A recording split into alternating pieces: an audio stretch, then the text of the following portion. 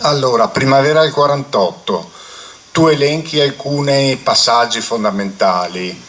In febbraio il colpo di Stato comunista in Cecoslovacchia, e poi naturalmente salti a San Vito, la data, come si può dire, del destino per i Balcani, no? L'altro ieri.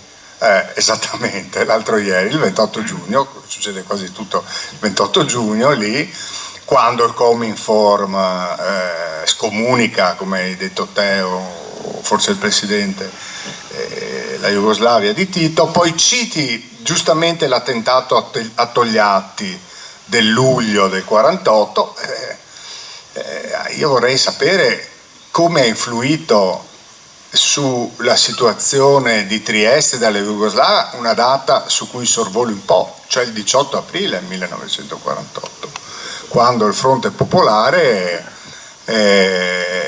viene sconfitto in maniera abbastanza pesante dalla Democrazia Cristiana.